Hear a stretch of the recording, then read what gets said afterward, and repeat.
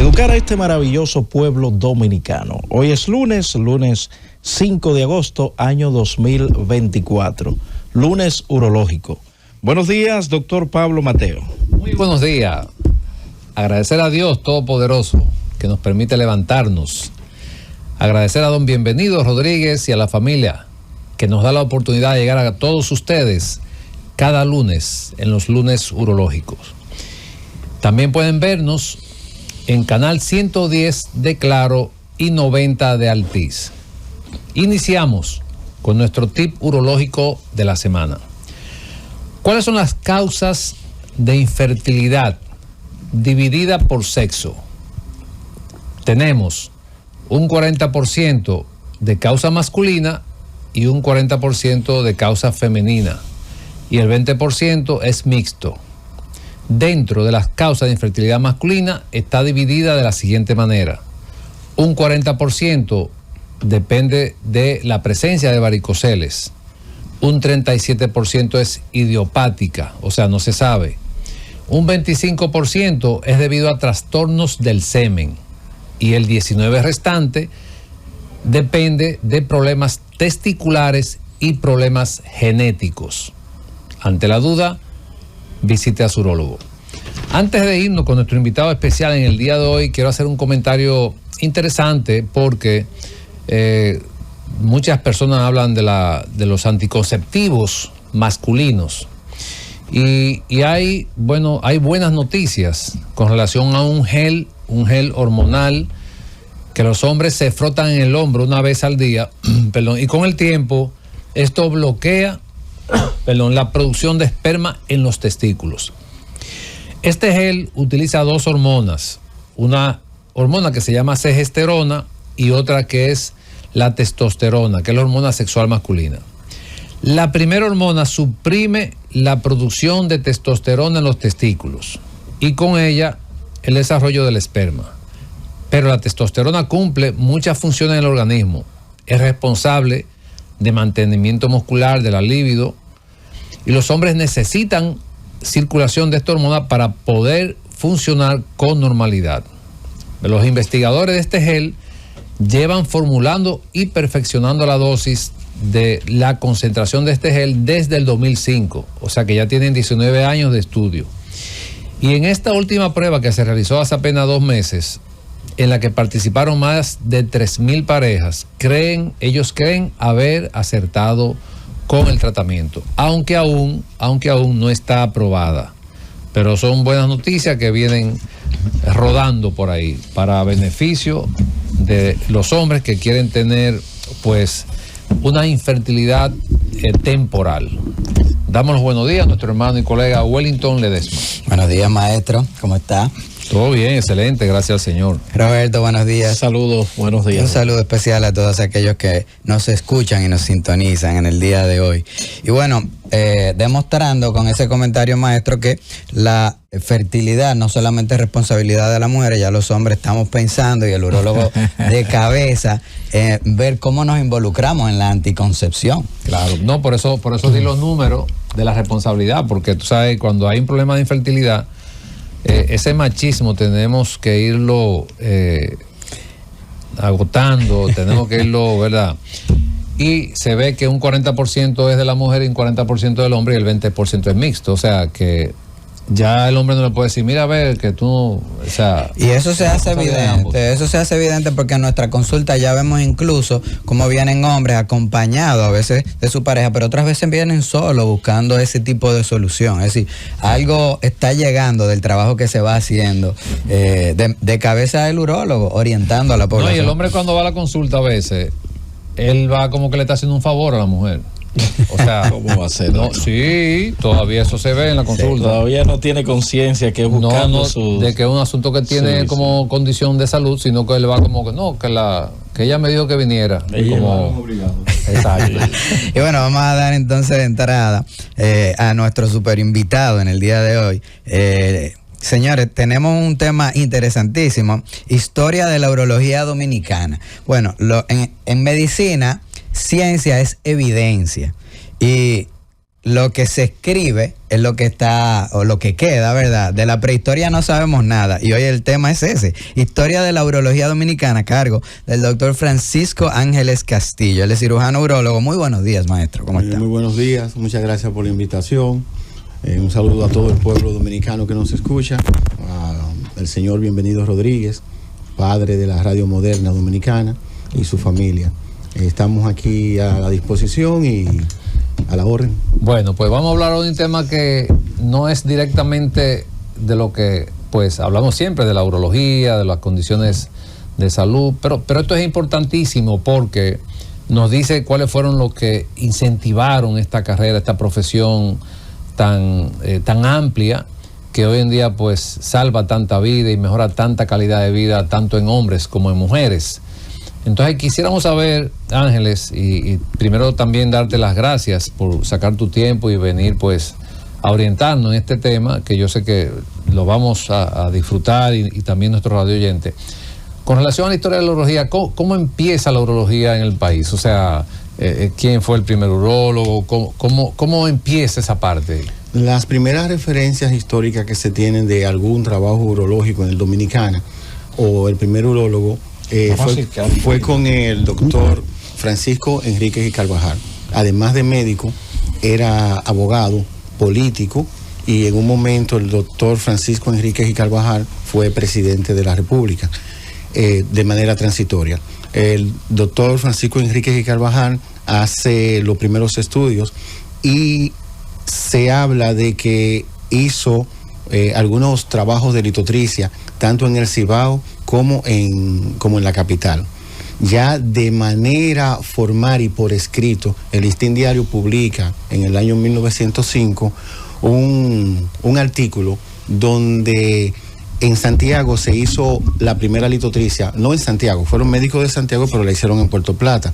Esos fueron los doctores Arturo Grullón y el doctor Príamo Perelló, ambos graduados en escuelas francesas. Que dicho sea de paso, es bueno mencionar que en aquel entonces la escuela de mayor prestigio urológica del mundo era la francesa.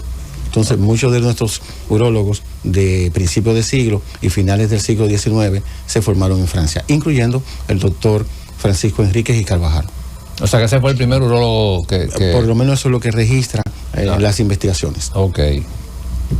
Excelente. Esos datos son sumamente importantes, lo que pues ha dado el doctor. Pero de allá a acá, ¿qué tanto ha avanzado la urología en la República Dominicana específicamente, doctor? La urología en Dominicana siempre ha tenido un desarrollo adecuado. De hecho, en los años 30 y en los años 40, nosotros dentro de la zona del Caribe y parte de América Latina, fuimos de los países que mayores avances teníamos. Y eso tiene una razón. Teníamos un dictador. Y si había algo que no controlaba el dictador Trujillo, lógicamente, controlaba nuestras vidas, controlaba nuestra casa, controlaba parte inclusive de América, porque en muchos sitios se le temía a Trujillo, pero ahí había algo que él no podía, y era su sistema urinario. Trujillo tuvo desde joven una estenosis de uretra que no le permitía orinar de manera adecuada, y en ocasiones por rebosamiento, cuando ya la vejiga no aguantaba más, para los que nos están escuchando que no son médicos, entonces se le podía salir parte de la orina. Eso provocó entonces que Trujillo siempre estuviera pendiente de los avances en el mundo de la urología. O sea que el problema que él presentó al final, ya eso venía desde joven. Venía desde joven. La primera, de hecho, y hablamos del desarrollo de la urología en Dominicana, uno de los médicos de mayor prestigio en Europa, sobre todo en Francia, fue el doctor Marion, Georges Marion. Marion vino a Venezuela.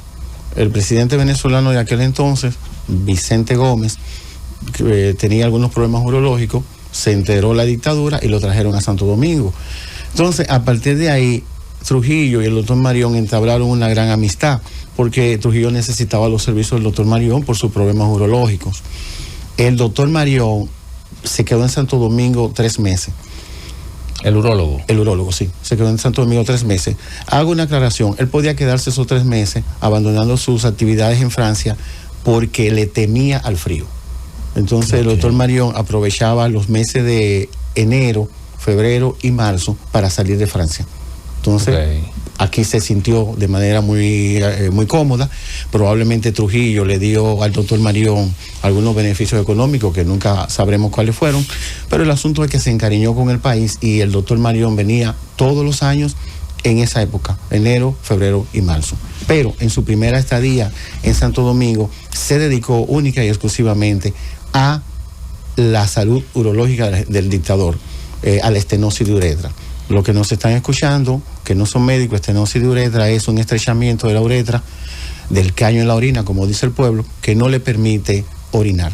Trujillo orinaba con muchísima dificultad. Probablemente el origen de esa estenosis de uretra de Rafael Leonidas Trujillo fuera su desorden sexual, porque Trujillo usaba su sexualidad inclusive como arma política, como humillación, e inclusive como desconsideración a quien él quería hacerle daño. Trujillo fue víctima, vamos a llamarlo así, de varias infecciones gonocócicas. En ese tiempo, cuando Trujillo se enfermó, no existía la penicilina. O sea que eso fue lo que probablemente le produjo su problema de uretra entonces a él.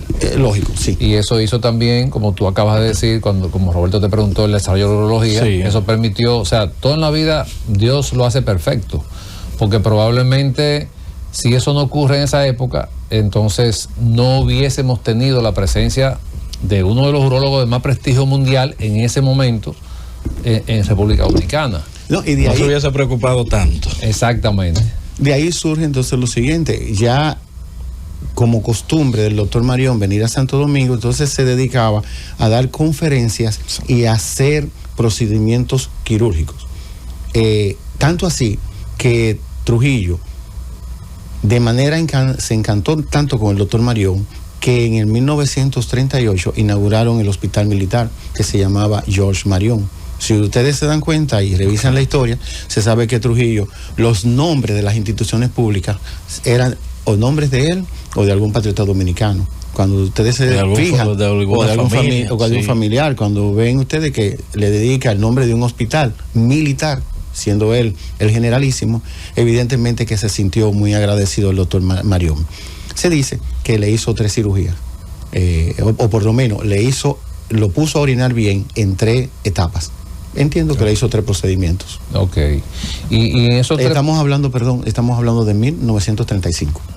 Pero fue muy temprano, o sea, temprano en el tiempo, era una persona de menos de 50 años. Trujillo llega al poder a los 39, 41 años, me parece que tenía. Él nació en el año 1891, llegó en el 30, o sea, tenía 41 años. Cuando le hicieron la primera cirugía. No, cuando llega al poder. No, perdón, que cuando le hicieron la primera cirugía no tenía 50 años. No llegaba a 50 años. O sea, que fue muy joven que empezó a sufrir de esa condición. Sí. Trujillo, pero hay otro evento de salud de Trujillo, aunque no tenga que ver con la urología necesariamente, pero Trujillo por poco se muere siendo un niño.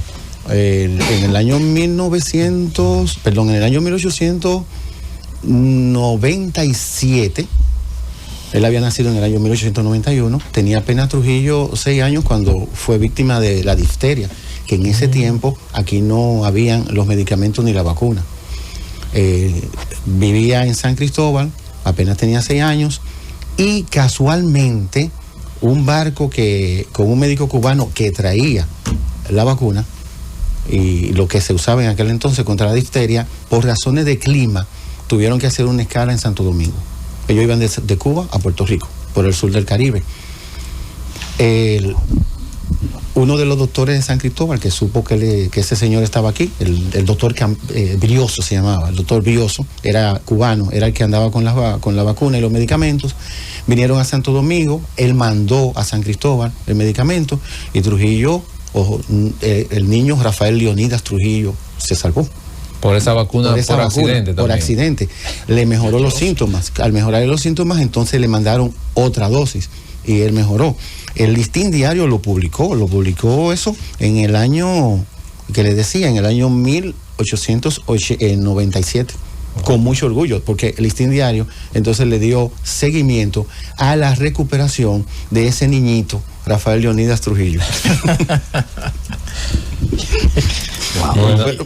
Pero, ajá.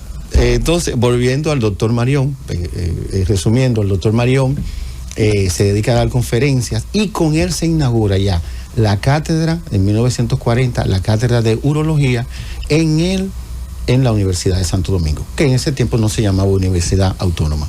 Ahí entonces empiezan las clases con el doctor Marión y continuó el desarrollo de la urología en Santo Domingo. Pero nosotros como país somos privilegiados porque, o sea, iniciar una cátedra con que son datos importantes, no solamente para la población, sino también para nosotros. Una figura, sí, en esos tiempos. O sea, exactamente, con uno de los urólogos más renombrados mundialmente y que nosotros iniciamos esa cátedra de urología con una figura de ese tipo, o sea, nosotros siempre hemos estado en alto en la urología, entonces. Sí, sí.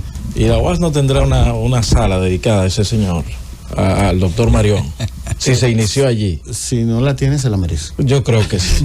Y desde aquí lo proponemos.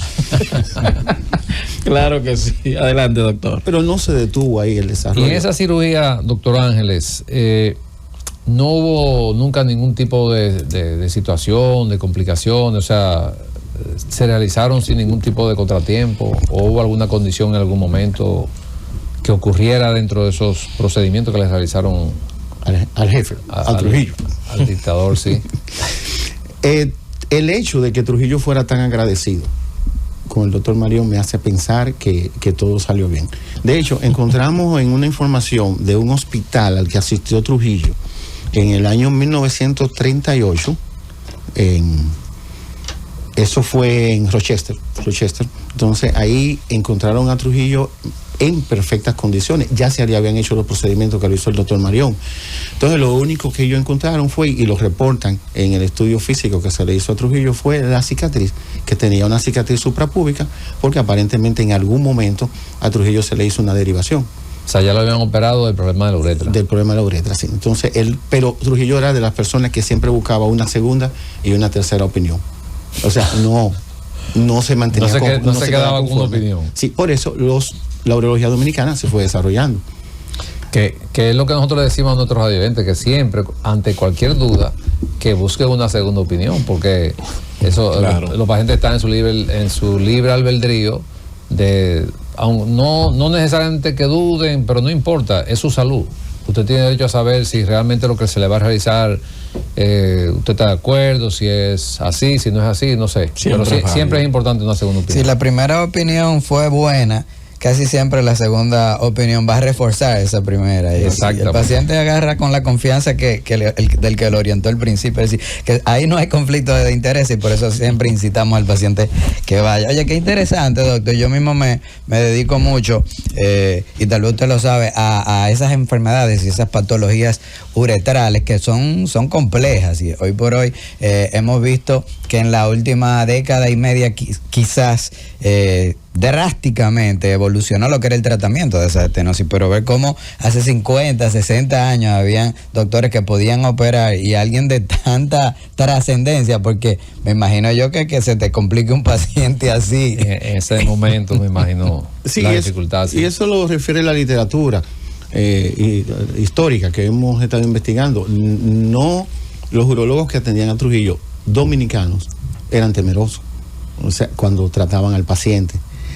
¿Y cuáles eran los urólogos de aquí, ¿no? O sea, dominicanos, que le daban atención a Trujillo? En principio fue el doctor Luis Eduardo Aybar. Luis Eduardo Aybar, graduado de urólogo en Francia, llega a Santo Domingo, y fue el primer dominicano que hizo una unidad urológica. La unidad urológica la hicieron en Gascue, en Ciudad Nueva, pero también él daba servicio en San Pedro, porque en el este no había servicio de urología. Ya hemos mencionado a Santiago y a Puerto Plata y parte del Cibao, pero en el este no había ese servicio. Entonces el doctor Luis Eduardo Aybar se mantuvo entre Santo Domingo y San Pedro de Macorís, dando el servicio, forma la unidad urológica y también le da asistencia a Trujillo. Sin embargo, no duró mucho siendo el urólogo de Trujillo, porque ahí viene al país el doctor Abel González, a quien muchos consideran el padre de la urología dominicana. Abel González, el doctor Abel González, Abelito le decían algunos, llega de Estados Unidos, se instala en Santo Domingo también, en Gascue, y entonces Trujillo cambia de urólogo y se dedica a ser paciente del doctor Abel González. De hecho, al doctor Abel González entonces lo hace militar, y en el hospital que ya se había inaugurado, que era el doctor Marión, entonces el doctor Abel González pasa a ser el jefe de urología del hospital Marión. Estamos hablando en la década de los 40. Específicamente, el doctor Abel González inicia su trabajo en el 1944.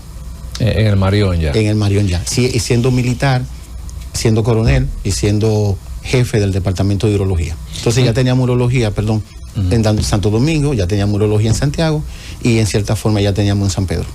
Nunca ocurrió, ¿sabes? Siempre hay diferentes opiniones, diferentes tipos de vista. Nunca hubo ningún tipo de, vamos a decir, diferentes opiniones entre el urólogo que visitaba, entre los urólogos locales en relación a la condición del dictador. O sea, nunca hubo ningún tipo de... Ya para 1957, el doctor Ledesma, que es una autoridad en uretra, y todos ustedes saben, o algunos, que a veces la uretra, vamos a llamarlo así, hay que darle su mantenimiento, porque la uretra en principio es permeable, en principio se orina con buen chorro, pero después se reduce en algunos pacientes. Yo sospecho que a Trujillo le pasó lo mismo, porque ya para el año 1957, habían pasado unos cuantos años después de la primera cirugía, entonces se envió al doctor Abel González en una misión, digamos que secreta, a conversar con el doctor Puberg, Antonio Puberg, una autoridad en urología de España. Me parece que en su momento fue considerado uno de los mejores urólogos de España. El doctor Abel González, estamos hablando de 1956, 1957, fue entonces a España, específicamente a Barcelona, con la excusa de participar en algunas conferencias del doctor Puberg, y ya al final, bueno, el doctor Puberg dice en su memoria que le cogió mucho cariño al doctor Abel González. Parece que el doctor Abel González era una persona que se daba a querer, como dicen la gente, de sangre liviana. Entonces le tomó mucho cariño al doctor Abel González, y momento que aprovechó el doctor Abel González cuando se iba para hablarle de un paciente que él tenía, y le explicó las situaciones que tenía su paciente. Era Trujillo, lógicamente, pero no le dijo quién era. Entonces le habló de los casos, de las veces que lo habían operado, etcétera, etcétera.